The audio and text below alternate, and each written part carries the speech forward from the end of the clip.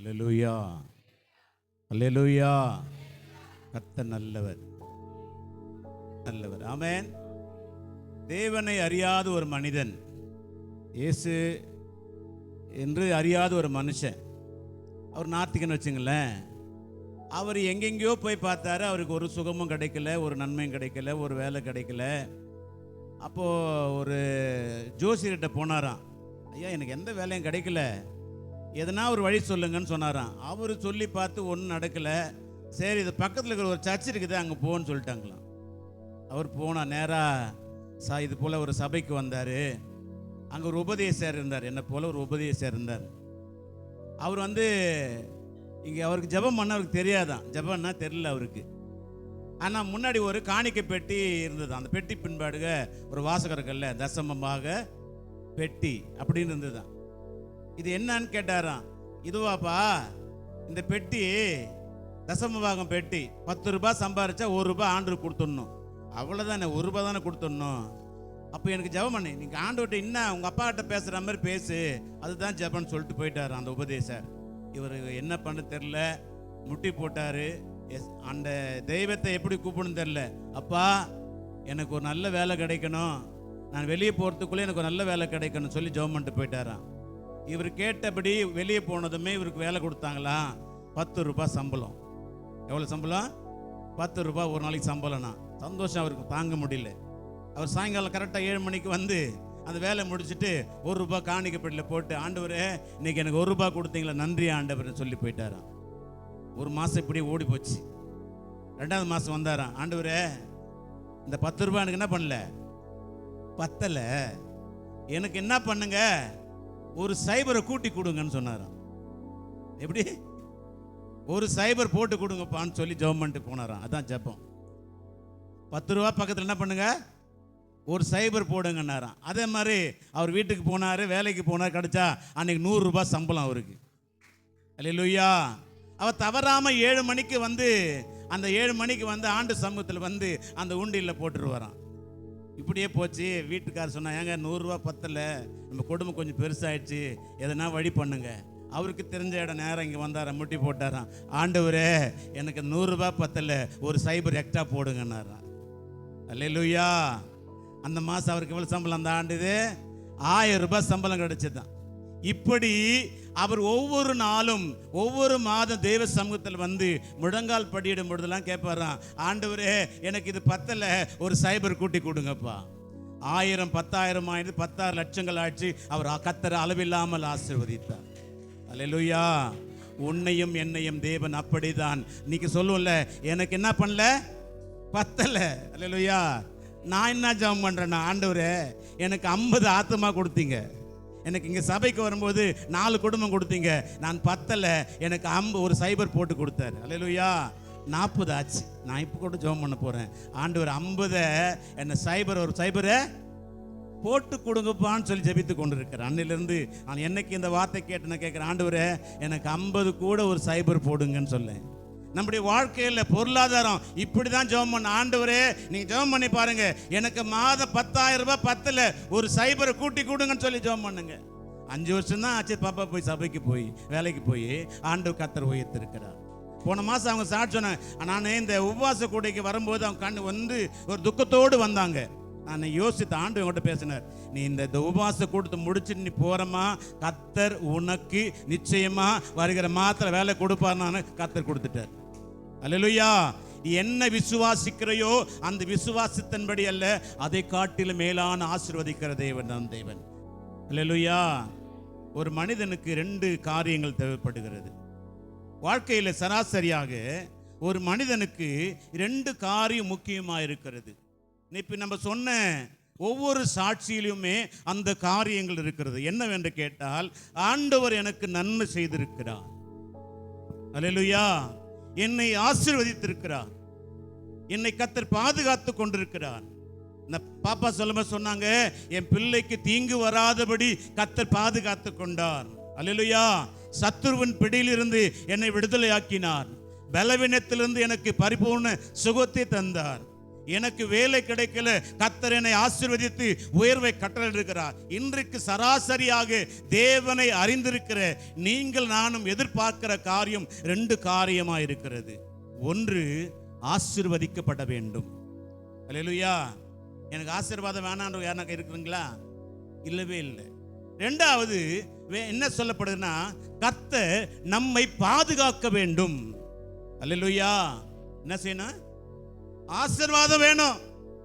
என் மனைவி, என் பிள்ளைகள், என் குடும்பங்கள் ஆசீர்வதிக்கப்பட வேண்டும். நான் கையிட்டும் வேலையை கர்த்தர் ஆசீர்வதிக்கப்பட வேண்டும். என் தொழில் ஆசீர்வதிக்கப்பட வேண்டும். என்னுடைய பிரயாசங்கள், நான் எடுக்கிற எல்லா முயற்சிகளும் ஆசீர்வதிக்கப்பட வேண்டும் என்று நாம் ஜெபிக்கிறோம். கர்த்தரும் நம்மை ஆசீர்வதித்திருக்கிறார். அல்லேலூயா. அது மாத்திரமல்ல, ஆசீர்வாதம் வந்த பிற்பாடு நம்ம கேட்கிற, ஆண்டவரே நான் பாதுகாப்பா இருக்கப்பட வேண்டும். என்னை சார்ந்தவர்களும் என் குடும்பத்தில் உள்ளவர்களும் என்னோடு கூட பழகும் நான் செய்கிற எல்லா காத்தினுடைய பாதுகாப்பு இருக்க வேண்டும் என்று நாம் ஜெபித்துக் கொண்டிருக்கிறோம். ஆமென். இதுதான் நிச்சயம், இதுதான் சத்தியம். ஏனென்று கேட்டால், ஆண்டவர் நம்மை ஆசீர்வதிக்கிறவர், நம்மை பாதுகாக்கிற தேவனாக இருக்கிறார். இன்னைக்கு என்னுடைய தலைப்பே பாதுகாத்து ஆசீர்வதிக்கிற தேவன். அல்லேலூயா.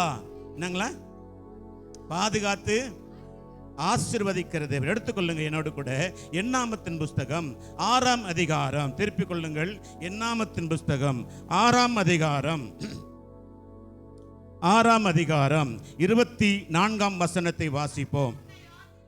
கர்த்தர் உன்னை ஆசீர்வதித்து உன்னை காக்க கடவர். போதும்.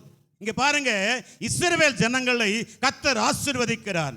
கர்த்தர் உன்னை ஆசீர்வதித்து உன்னை காக்க கடவர். அல்லேலூயா, அல்லேலூயா.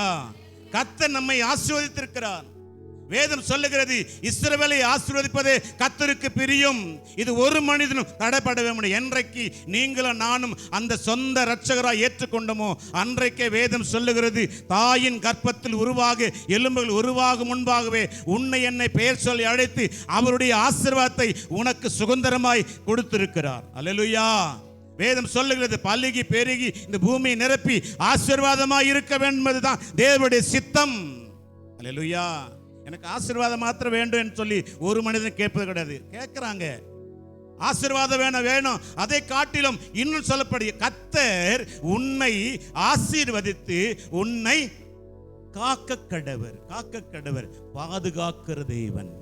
அல்லேலூயா, அல்லேலூயா. ஆசீர்வாதம் வந்துருச்சு ஆண்டவரே. அடுத்த கேள்வி நமக்கு என்ன வேணும்? அடுத்தது நமக்கு தேவை பாதுகாப்பு வேணும். அன்னதான் சொல்ற, கர்த்தர் உன்னை ஆசீர்வதித்து உன்னை காக்க கடவர். அதே அதிகாரத்தில் 25ஆம் வசனத்தை கொஞ்சம் வாசிங்களேன். கர்த்தர் தம்முடைய முகத்தை உன்மேல் பிரகாசிக்க பண்ணி உன்மேல் கிருபையாய் இருக்க கடவர். கர்த்தர் தம்முடைய முகத்தை உன்மேல் பிரசன்னமாகி உனக்கு சமாதானத்தை கட்டளையிடுவாராக. அல்லேலூயா. ஒரு மனிதனுக்கு ஆசீர்வாதம் வருகிறது என்று சொன்னால் பாதுகாப்பு கூடவே வரும். ஆமென். ஒரு மனிதனுக்கு ஆசீர்வாதமும் பாதுகாப்பு வருவது என்று கேட்டால் கூடவே 2 காரியம் இருக்க வேண்டும். என்னன்னு கேட்டீங்களா? தேவனுடைய கிருபை இருக்கணும். ஆமென். வரலையே. அல்லேலூயா. கர்த்தருடைய கிருபை ஒரு மனிதனுக்கு வரும்போதுதான் ஆசீர்வதிக்கப்படுவான். எப்படி கேளுங்களேன், ஒரு சாதாரண மனுஷன் இருக்கிறான், அவனுடைய காரியங்கள் என்னவா இருக்கும்? ஆண்டவர் அறிந்து கொண்ட, நான் ஜெபிக்கிறேன், எல்லாம் செய்கிறேன், அந்த கிரியை காட்டிலும் கர்த்தர் மேல் விசுவாசம் வைக்கிறவனுக்கு தான் அந்த ஆசீர்வாதத்தை சுதந்திரித்துக் கொள்ள முடியும். ஆமென். அந்த ஆசீர்வாதத்தை சுதந்திரித்துக் கொள்ளனா தேவன் மேல் நம்ம வைக்கிற நம்பிக்கை பெருசு. தேவஜனமே, வேதம் என்ன சொல்லுகிறது? கர்த்தர் நம்ம எடுத்து வாசிங்க. லூக்கா எழுதின சுவிசேஷம் 1ஆம் அதிகாரம் 28ஆம் வசனத்தை வாசிங்க. லூக்கா எழுதின சுவிசேஷம். அவர்கள் இருந்த வீட்டில் தேவதூதன் பிரவேசித்து கிருபை பெற்றவளே வாழ்க, கர்த்தர் உன்னுடனே இருக்கிறார், ஸ்திரீகளுக்குள்ளே நீ ஆசீர்வதிக்கப்பட்டிருப்பார். வேதம் சொல்லுகிறது, கர்த்தர் தேவதூதன் இறங்கி வேதம் சொல்லுகிறது, கிருபை பெற்றவளே நீ வாழ்க, கர்த்தர் உன்னை ஆசீர்வதித்திருக்கிறார். ஆசீர்வாதம் ஒரு மனிதனுக்கு வருவது என்றால் கிருபையும் கூட இருக்க வேண்டும். அல்லேலூயா. அல்லேலூயா. கிருபை கூட இருந்தாதான் அவன் ஆசீர்வதிக்கப்படுவான் என்று வேதம் சொல்லுகிறது. அல்லேலூயா. இப்ப கிருபையும் ஆசீர்வாதம் மனிதனுக்கு வந்துடுச்சு. அல்லேலூயா. என்ன வந்துச்சுங்க? கிருபையும் ஆசீர்வாதம். அடுத்தது அவனுக்கு என்னன்னா ஒரு பாதுகாப்பு வேணும். எடுத்து வாசிங்களேன். 1 தெசலோனிக்கேயர் புத்தகம் 5ஆம் அதிகாரம் 23ஆம் வசனத்தை வாசிங்க. 1 தெசலோனிக்கேயர் புத்தகம். சமாதானத்தின் தேவன் உங்களை முற்றிலும் பரிசுத்தமாக்குவாராக. உங்கள் ஆவி, ஆத்துமா, சரீரம் முழுவதும் நம்முடைய கர்த்தராகிய இயேசு கிறிஸ்து வரும்பொழுது குற்றமற்றவளாய் இருக்கும்படி காக்கப்படுவதாக. அல்லேலூயா. பாதுகாக்கப்படுவதாக. ஆசீர்வாதம் வரும் பொழுது கிருபை வரும். இந்த கிருபை வரும் பொழுது பாதுகாப்பு வரும். இந்த பாதுகாப்பு வந்தா ஒரு சமாதானம் வரும். அல்லேலூயா. நல்ல கவனிங்க. எங்கே சமாதானம் இருக்கிறதோ அங்கு பாதுகாப்பு உண்டு. அல்லேலூயா. நாங்க ஆரம்பிக்கும் பொழுது அந்த பேர் வச்சோம். அதுக்கு என்னதுமா? யெகோவா ஷாலோம் ஜெப மையம். ஆமென். 25 ஆண்டுகளுக்கு முன்பாக ஆரம்பிக்கப்பட்ட அந்த ஜெப கூடுகை பேரு இம்மானுவேல் ஜெப வீடு என்ற அந்த ஒரு கொட்டைகள் நடத்தும் பொழுது இந்த வீட்டில் நடத்துவதற்கு காரணமே யெகோவா ஷாலோம், சமாதான தேவன் ஒவ்வொரு குடும்பத்திலும் தங்க வேண்டும் என்பதை நான் அறிந்தபடினால், தெரிந்து கொண்டபடினால் தான் ஆண்டு அந்த பெயரை வைத்து அந்த கூட்டத்துக்கு வருகிற ஒவ்வொருவரையும் கர்த்தர் ஆசீர்வதித்தார். அல்லேலூயா. எனக்கு ஒரு சின்ன ஆசை இருந்ததுங்க. பாரதத்தில் அந்த வீட்டு நடக்கும்போது எனக்கு என்ன ஒரு ஆசை வரும்னா, நான் அப்படியே பாரதத்தை வரைபடமாக வரைவேன். ஒரு கிருபான ஒரு தம்பி இருந்தான் இருக்கிற படாலத்தில். தம்பி கிருபா இங்கே வான்னு சொல்லிட்டு நைட்டில் தங்கி ஒரு பெரிய ஷாட் எடுத்தோம். பெரிய ஷாட் எடுத்து அதில் இந்த மெயின் ரோடு, அடுத்து பின் ரோடு, அது இடையில ஒரு ரோடு, இது முதல் ரோடு போட்டுட்டு அந்த கடைசியில் அந்த கோகிலா வீடு முன்பாக, தனபால் வீடு முன்பாக இருந்து இங்கே கணேசன் வீடு வரைக்கும், இங்கே சுப்ரா அங்கே இல்லை, அங்கே ஜாபரகான் அங்கே அப்பா வீட்டில் இருந்து இந்த லாஸ்ட் யார் வீடு இருக்கிறதோ ஒவ்வொரு வீடு பேர் எழுதுனேன். நல்லா கவனிங்க. பேர் எழுதுனேன். கிறிஸ்துவ வீடுனா கிறிஸ்துவ சிலுவை போட்டிருப்பேன். இந்து வீடுனா அந்த கொரி போட்டிருப்பேன். இஸ்லாமிய வீடுனா இஸ்லாம் போட்டிருப்பேன். எந்தெந்த வீடு குடிசை வீடு இருக்கிறதோ குடிசை வீடு, எந்தெந்த வீடு கட்டண வீடு இருந்ததோ கட்டண வீடு, எந்தெந்த வீடு ஓலை வீடு இருந்தோ ஓலை வீடு போட்டு ஒவ்வொரு நாளும் அந்த வரைபடத்தை வைத்து, ஆண்டவரே என் பாரபுரத்தை ஆசீர்வதிங்கப்பா, ரட்சிப்பு உண்டாகணும்னு சொல்லி ஜெபிப்பேன். இதே கிரவுண்டு இப்ப இருக்கிற அந்த பிரவுனா அந்த இருக்கிற இடம் முழுவதும் நாங்கள் நடந்து நடந்து நடந்து நடந்து ராத்திரி பகலமா ஜெபம் பண்ணி ஆண்டவரே இந்த கிராமத்தை ஆசீர்வதிங்கப்பான்னு சொல்லி, பாதுகாப்பு வேணும்னு சொல்லி ஜெபித்தபடினால்தான் அந்த ஷாலோம் கட்டணம் கொடுக்கப்பட்டு ஒவ்வொரு குடும்பத்துக்கும் தெய்வீக சமாதானத்தை தந்தார். அல்லேலூயா. எங்கே ஆசீர்வாதம் இருக்கிறதோ அங்கே பாதுகாப்பு இருக்கும். எங்கே பாதுகாப்பு இருக்கிறதோ அங்கே சமாதானம் இருக்கும். சமாதானம் இருக்கிற இடத்துல மரணம் வராதுங்க. அல்லேலூயா. எந்த வீட்டில் சமாதானம் இருக்கிறதோ, எந்த இடத்துல சமாதானம் இருக்கிறதோ, சத்துருவுக்கு அங்கே இடமே கிடையாது. ஆமென். பிரிவினை வராது. ஏன்னு கேட்டா வேத அதான் சொல்லு, சாயங்காலத்துக்குள்ள என்ன பண்ணுங்க, ஒப்புரவாயிடுங்க. ஏன்னா நைட்ல போய் நம்ம என்ன பண்ணோம், ஜெபம் பண்ணணும். உடன்படிக்கை பண்ணி கொண்டிருக்கிறோம். அதனால தான் வீட்டு கூட்டம், அதனால தான் ஜெப கூட்டம், அதனால தான் வீட்டு கூட்டம். இன்னைக்கு கூட ஏன் பாஸ்டர் சொல்றாருன்னா, ஐயா எப்படியாக கிரேஸ்ல ஆரம்பிச்சு ஒரு கூட்டம் நடந்து எதுக்கு தெரியுங்களா? நீ பெற்ற சமாதானத்தை, அல்லேலூயா, நீங்கள் நான் பெற்றுக்கொண்ட சமாதானத்தை, ஆசீர்வாதத்தை மற்றவர்களும் பெற்றுக்கொள்ளணுமே. ஆமே. நான் அப்படிதான் ஜெபம் பண்ணேன். நான் இன்னைக்கு யோசித்து பார்க்கிறேன், ஆண்டவரே ஒரே ஒரு ஓலை குடிசை இல்லை. பிரதர் அடிக்கடி சொல்லுவார், ஐயா நீங்க அன்னைக்கு இருந்த எல்லா வீடு இன்னைக்கு எல்லாமே என்ன ஆயிடுச்சு, பில்டிங்கா மாறிடுச்சு. ஆமென். அல்லேலூயா, அல்லேலூயா, அல்லேலூயா. தேவனுடைய ஆசீர்வாதம் எங்க இருக்கிறதோ அங்கே பாதுகாப்பு இருக்கும். எங்கே பாதுகாப்பு இருக்கிறதோ அங்கே கிருபை இருக்கும். எங்கே கிருபை இருக்கிறதோ அங்கே கர்த்தர் சமாதானத்தை கட்டளையிடுவார். அல்லேலூயா. உனக்கு தேவனுடைய கிருபை இருக்குன்னா உன் வாழ்க்கையில சமாதானம் இருக்கணும். ஆமென். அதனால்தான் இஸ்ரவேல் ஜனங்களை பார்த்தான். உன்னை அந்த மறுபடியும் வாசிங்க 6ஆம் அதிகாரம் 24 இருந்து 26 வரைக்கும் மைக்கில் வாசிங்க, பார்க்கலாம், கேட்கலாம். சீக்கிரமா. என்ன 6ஆம் அதிகாரம் என்னாமத்தின் புஸ்தகம் 24 இருந்து 26 வரைக்கும். கர்த்தர் உன்னை ஆசீர்வதித்து காக்க கடவர், கர்த்தர் தம்முடைய முகத்தை உன்மேல் பிரகாசிக்க பண்ணி உன்மேல் கிருபையாய் இருக்க கடவர். கிருபையாய் இருக்க கடவர். கர்த்தர் தம்முடைய முகத்தை உன்மேல் பிரசன்னமாக்கி, நல்லா கவனிங்க, பிரசன்னமாக்கி உனக்கு சமாதானம் கட்டளையிட கடவர், சமாதானத்தை கட்டளையிட கடவார் என்பதாக. அல்லேலூயா. இப்போ முதல் அதிகாரத்தில் பார்க்கிறோம், ஆசீர்வாதம் பாதுகாப்பு இருக்கிறது. ஆமென்.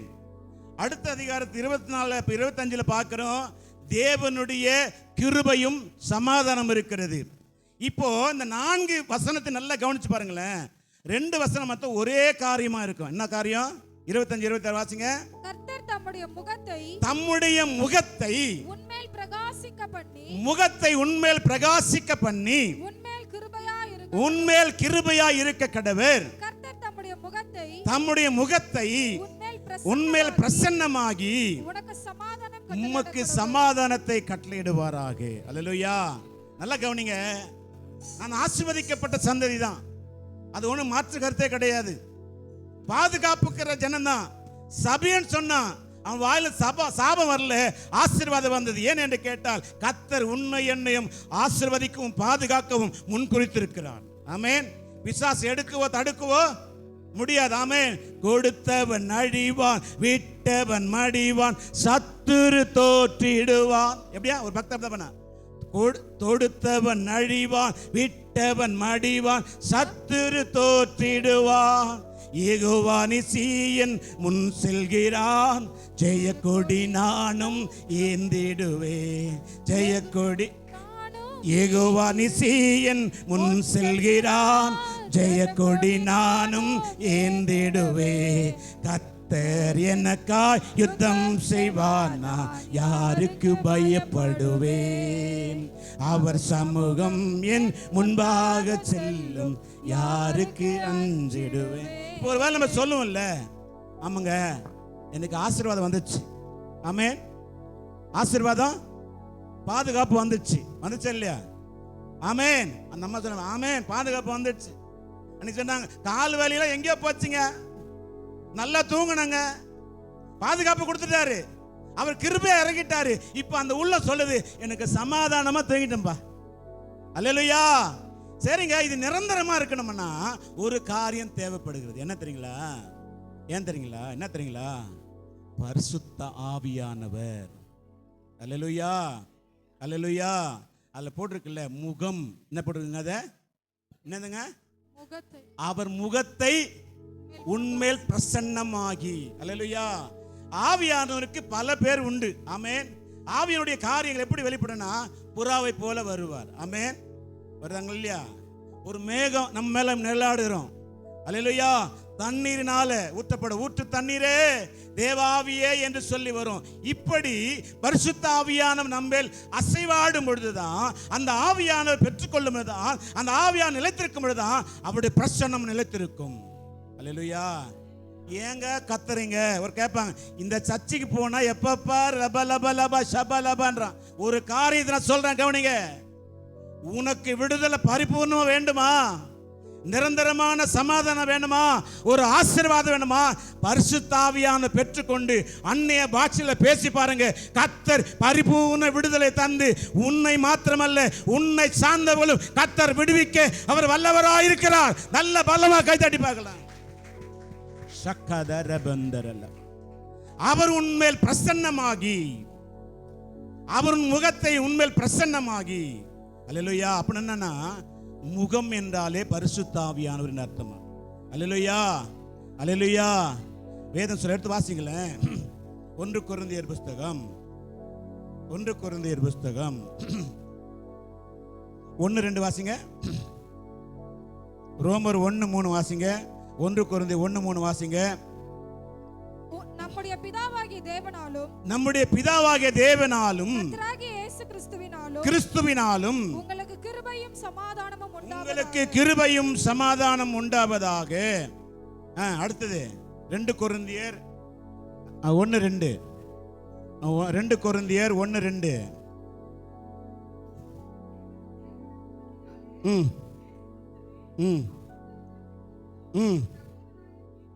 இல்ல 2 கொரிந்தியர் 1:2. 2 கொரிந்தியர் 1:3 சாரி 1:3 நமது கர்த்தராகிய இயேசு கிறிஸ்துவின் பிதாவாகிய தேவனும் இரக்கங்களின் பிதாவும் சகலவிதமான ஆறுதலின் தேவனுமாய் இருக்கிறவருக்கு ஸ்தோத்திரம். நம்முடைய பிதாவாகிய தேவனாலும் 2 கொரிந்தியர் 1:2 நம்முடைய பிதாவாகிய தேவனாலும் கர்த்தராகிய இயேசு கிறிஸ்துவினாலும் உங்களுக்கு கிருபையும் சமாதானம் உண்டாவதாக.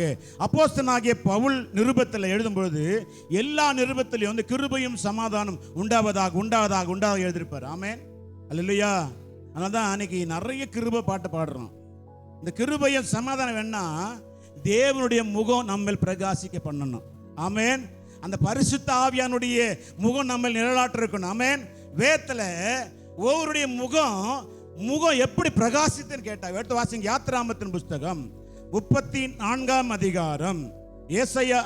யாத்திராமத்தின் புஸ்தகம் 34ஆம் அதிகாரம் 29 35 வரைக்கும் வாசிங்களேன்.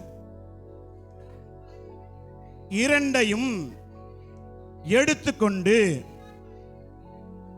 சீனாய் மலையில் இறங்கி வருகிற பொழுது கர்த்தர் அவனோடு பேசினதாலே அவன் முகம் பிரகாசிப்பதை அவன் அறியாதிருந்தான். எல்லோரும் பார்க்கும் பொழுது முகம் பிரகாசிப்பதை கண்டு சேர பயந்தார்கள். அழைத்தார். ஆரோனும் பிரபுக்கள் யாவரும் பேசி போதும். இங்க கவனிங்க, எனக்கு பாருங்க. இப்போ வேதத்துல முகம் பரிசுத்தாவியானவர் ஒரு மனுஷனை பேசினா என்ன நடக்குன்னு கேட்டீங்களா? மோசே 40 நாள் தேவ சமூகத்தில் போய் தேவனோடு கூட பேசுகிறார், பரிசுத்தாவியோடு கூட பேசுகிறார், பிதாவாகிய தேவனோடு கூட குமாரனாகிய இயேசுவோடு கூட பேசுகிறார். இங்கே ஆவியானவர் அவனோடு கூட முகமுகமாய் பேசுகிறார். ஆமென். தேவன் எழுதின விரலாலே அவனுக்கு கற்பலை கொடுக்கப்படுகிறது. அவன் இறங்கி வருகிறான். ஆமென். விரல் என்பது ஆவியானவர் குறிக்கிறது. ஆவியானவர் எழுதி கொடுத்த அந்த பலகை எடுத்துக்கொண்டு வருகிறான். ஜனங்கள் அவன் முகத்தை பார்ப்பதற்கு அஞ்சி நடுங்கினார்கள். ஆமென். வாழ்க்கையில ஆசீர்வாதமும் பாதுகாப்பும் சமாதான கிருபை வேணும்னா பரிசுத்தாவினுடைய பிரசன்னம் நமக்கு தேவை. ஆமென். உன் முகத்தை பார்க்கும் பொழுது பிசாசு நடுங்கி ஓடணும். அல்லேலூயா, அல்லேலூயா, அல்லேலூயா, அல்லேலூயா. தேவ ஜனமே, இங்க வேதம் சொல்லுகிறது அவன் முகம் பிரகாசிப்பதனால் ஜனங்கள் பயந்தார்கள். ஏன் பயந்தாங்க தெரியுங்களா? எடுத்து வாசிங்க. அது 33ஆம் அதிகாரம் 11 13 வாசிங்க. யாத்திராமத்தின் புஸ்தகம். ஒருவன் தன் சிநேகிதனோட பேசுவது போல நல்ல கவனிங்க. ஒருவன் தன் சிநேகிதனுடனே பேசுவது போல கர்த்தர் மோசேயோடு முகமுகமாய் பேசினான். கவனிங்க, நல்லா கவனிங்கம்மா. நான் சின்ன ரகசியம் சொல்லி தரேன் பாருங்க. நான் இங்க நின்று கொண்டிருக்கிறேன்னா என் மனைவி தான் காரணம். எப்படின்னு கேட்குறீங்களா? துர்மார்க்கமா ஜீவித்துக் கொண்டிருந்தேன். தேவனுக்கு பிரியமில்லாம வாழ்க்கை வாழ்ந்து கொண்டிருந்தேன். பேரு கிறிஸ்தவனா தான் இருந்தேன். ஆனா வாழ்க்கையில சமாதானம் சந்தோஷம் இல்லை, தேவ கிருபை இல்லை, ஆசீர்வாதம் மாட்டம் இருந்தது, பாதுகாப்பு இல்லை. இவங்க என்ன பண்ணுவாங்கன்னா, நான் வேலைக்கு போயிட்டா முழங்கால் படியிட்டு தேவனுடைய சமூகத்தில் கெஞ்சி பிராபிப்பாங்க. ஆவியானவரே எங்களை விடுதலையாக்கும், எங்களுக்கு ஒரு சமாதானம் கொடுங்க, எனக்கு ஒரு மகிழ்ச்சி கொடுங்க, எனக்கு சந்தோஷத்தை கொடுங்க. இந்த காரியம் தான் இன்றைக்கு என்னுடைய குடும்பம், என்னுடைய பிள்ளைகள் தேவனுக்கு என்று ஊழியம் செய்யும்படி அவருடைய பிரசன்னத்தை அவர் மேல் வைத்திருக்க காரணம். கர்த்தரோடு இடைப்பட வேணும். ஆமென். எந்த ஒரு மனுஷன் தேவனை தரிசிக்க விரும்புகிறானோ அவனோடு கூட கர்த்தர் பேசுவார். ஆமென். ஒரு ரகசியம் சொல்லி தட்டுமா? கவனிங்க. ஒரு பிரச்சனை வருது, அந்த பிரச்சனை தீரல, எப்ப பாரு அதை மேற்கொள்ளவே முடியல என்னால, அதுக்கு என்ன வழின்னு கேட்டு பாருங்களேன். ஒரு ரகசியம் சொல்லி தரேன்.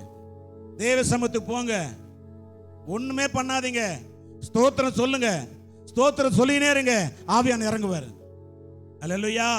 ஆவியானவர் இறங்கினா நடக்கனா அங்க அந்நிய பாஷை வரும், தேவனுடைய வர முகம் பிரசன்னம் வரும். அப்ப பேசலாம். 1 மணி நேரம் தேவனோடு எப்படி பேசினா அந்நிய பாஷையில பேசி பாருங்க.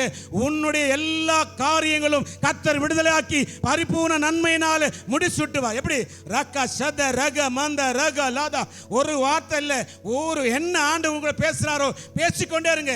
அந்நிய பாஷையில பேச பேச பேச பேச பேச பிசாசுக்கு இடமே கிடையாது. உன் முகத்தை பார்த்து அவன் பயப்படுவான். ஆமென். ஆவியான் அப்படிதான். எப்படி பேசினார்னா முகமுகமாய் பேசினார். எப்படிங்களா? 13 வாசிங்க. அதுல 33:13 உம்முடைய கண்களில் இப்பொழுது எனக்கு கிருபை கிடைத்ததானால் நான் உம்மை அறிவதற்கும் உம்முடைய கண்களில் எனக்கு கிருபை கிடைப்பதற்கும் உம்முடைய வழியை எனக்கு அறிவி. இப்ப கேக்குறார் மோசே, ஆண்டவரே உங்க பிரசன்னம் வந்துச்சுப்பா, இந்த ஜனங்கள் நடத்தணும், எனக்கு என்ன தேவை? உங்க கிருபை எனக்கு தேவை. இந்த கிருபை எதுனா கிடைக்கும்? 14 வாசிங்க. 14. அதற்கு அவர் என் சமூகம் உனக்கு முன்பாக உன் சமூகம் என்னுடைய சமூகம் உனக்கு முன்பாக செல்லும். நான் உனக்கு இளைப்பாற கரங்களை தட்டி தேர்மைப்படுத்த பார்க்கலாம். கர்த்தரோடு நீ பேசினால், கர்த்தரோடு கூட ஆவியானவனோடு இடைப்பட்டா அவர் சொல்லுவார், என் சமூகம் உனக்கு முன்பாக செல்லும். ஆமென். ஒரே போன வாரம் பாஸ்டர் பேசினாங்க. ஒரே ஒரு மோசே தான். மைக் இல்ல, டேம்பரின் இல்ல, எந்த ஒரு ஆர்ப்பாட்டம் இல்ல. என்ன நடந்தீங்களா? மோசே ஒரே ஒரு ஆள் எழுந்து அந்த கோலை உயர்த்தினா செங்கடல் பிளந்தது. அல்லேலூயா. 30 லட்சம் மக்களை வழிநடத்த அவருடைய பிரசன்னம் அவரோடு கூட போச்சு. ஆமென். மோசேவுடைய பிரசன்னம் தான், தேவனுடைய பிரசன்னம் தான் இந்த மோசேவுக்கு இருந்தபடினால் தான் ஜனங்களை வழிநடத்தி கொண்டு போனான். அல்லேலூயா. எப்படி தெரியுமா? நீ தாங்க மோசேவா இருக்கணும். அல்லேலூயா. கர்த்தர் மோசே வைத்திருக்கிறார். அல்லேலூயா. அவர் மேக ஸ்தம்பம் நம்மளோடு கூட போச்சு, அக்கினியாய் போச்சு, மதிலாய் போச்சு. காரணம் தெரியுங்களா? அவருடைய பிரசன்னம் அவளோடு கூட போச்சு. அல்லேலூயா. மோசேவுடைய கர்த்தர் முகமுகமாய் பேசினா, கர்த்தர் வேதம் சொல்லுகிறது அவர் சமூகம் அவளோடு கூட போச்சு.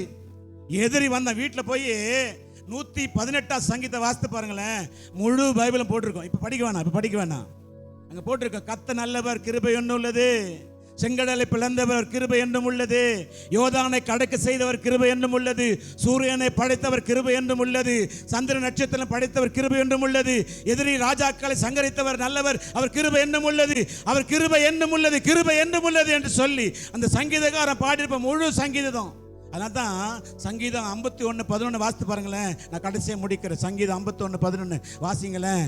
வேதம் தாவீது சொன்னாரு, உம்முடைய சமூகத்தை விட்டு என்னை தள்ளாமலும் உம்முடைய பரிசுத்த ஆவியை என்னிடத்திலிருந்து எடுத்தில்லாமலும் இரும். கேட்கிற ஆண்டவரே, உங்க சமூகத்தை என்னை விட்டு எடுக்காதீங்கப்பா, உங்க பிரசன்னம் என்னை விட்டு எடுக்காதீங்க. அதான் பாரு, பிரசன்னம் தேவ பிரசன்னம் ராஜா உன் பிரசன்னம் போ. தாவீது டெய்லி ருசி பார்த்தவன். அதை அனுதினம் நிமிஷம் தோறும் ருசி பார்த்தேன். ஆண்டவரே உங்க பிரசன்னம் மாத்திரம் எடுக்காதீங்கப்பா, நான் எழுந்து போயிடுவேன். இந்த உலகத்தில் எனக்கு சமாதானம் கிடைக்காது, கிருபை கிடைக்காது, பாதுகாப்பு கிடைக்காது, ஆசீர்வாதம் இருக்காது. இது அத்தனையும் உனக்கு வேண்டும் என்றால் அவருடைய சமூகம் உனக்கு எனக்கு முன்பாக சொல்லணும். நல்ல கரங்களை தட்டி பயன்படுத்துவோம். அப்படி எழுந்திருக்கலாமா? எழுந்திருந்து நம்ம கர்த்தரை நோக்கி பார்க்க போகிறோம். ஆண்டவரே உங்க பிரசன்னம் எனக்கு வேணும்பா. 1 நாள் 2 நாள் அல்ல, அவர் வருகை மட்டும் அவர் பிரசன்னம் நம்ம கூட வரணும். வேதம் சொல்லுகிறது, என் கிருபை உனக்கு போதும்.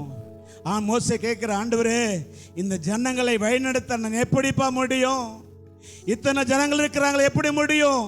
பயப்படாத மோசே, என்னுடைய சமூகம் உனக்கு முன்பாக செல்லும், என் கிருபை உனக்கு போதும்.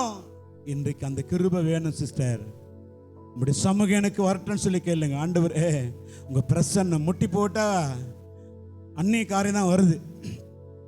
நான் முட்டி போட்டா என் கடன் தான் முன்னாடி வருது. நான் முட்டி போட்ட உடனே எனக்கு பிரச்சனை தான் முன்னாடி வருது. நான் முட்டி போட்டாலே இன்னைக்கு நிறைய பேர் சொல்கிறோம், நான் முட்டி போட்டாலே எனக்கு என்ன வருதுன்னா என்னுடைய காரியங்கள் தான் வருது. இல்லை, இன்றைக்கு ஒரு தீர்மானம் எடுக்க போகிற. ஆண்டவரே நீர் என்னை ஆசீர்வதிக்கிறவர், நீர் என்னை பாதுகாக்கிறவர், நீ கிருபையாய் இறங்குறவர், எனக்கு சமாதானத்தை கட்டளை கொடுக்கிறவர், உம்முடைய பிரசன்னம் என்னோடு கூட இருக்கட்டும். அதான் அவர் உண்மையில் பிரசன்னமாகி, அவர் உண்மையில் முகத்தை உண்மையில் பிரசன்னமாக்கி கிருபையும் சமாதானம் கட்டளையிடுவாராக என்று வேதம் சொல்லுகிறது. ஆண்டவரே, உங்க பிரசன்னம் எனக்கு வேணும்பா. கொஞ்ச நேரம் சீக்காந்தர கலதரபா பரிசுத்த ஆவியானவரே என்னை நிரப்புன்னு சொல்லி கேட்கும்போது தான் அவர் பிரசன்னமை மூடும். பிரச்சனை வருதா, ஒன்னே ஒன்று செய்யுங்க, அவர் சமூகத்துக்கு போங்க, அவர் சமூகத்தில் முழங்கால் படியிடுங்க, ஒன்னே ஒன்று சொல்லுங்க, ரத ரக மக லத ரப ஷக பாபா பாபா லேக்கா நந்த ரக லாத ரக சொல்லி கத்தரை துதிங்க, அவர் பிரசன்னம் மூடும். மலை போல பிரச்சனை வருகிறதா, அதை பனி போல அவர் பிரசன்னம் மூடும். மலை போல உனக்கு பிரச்சனை வருதா, அது பனியை போல கத்தரை அவர் பிரசன்னமாக்கி அவர் உண்மையில் முகத்தில் பிரகாசிக்க பண்ண தேவனாயிருக்கிறார். தேவச்சனமே, ஆண்டவர் என்னோடு கூட பேசினபடி நான் உமக்கு நன்றி ஆண்டவரே. உங்க பிரசன்னம் மாத்திரம் எனக்கு போதும் ஆண்டவரே. உங்க பிரசன்னம் என்னை நடத்தும், என்னை பாதுகாக்கும், எல்லா தீங்குக்கு விலை காத்துக்கொள்ளும், ஆசீர்வாதமும் பாதுகாப்பும் கொடுக்கிற தேவன், அவர் கிருபையும் சமானத்தை கொடுக்கிற தேவன். இந்த 4 காரியத்திலிருந்து நமக்கு ஒரு விடுதலை வேணும்னா அவருடைய பிரசன்னமை நடத்தும். எங்களை தாழ்த்துகிறோம், பெருமையாக்குகிறோம். இயேசுவின் நாமத்தில் பிதாவே.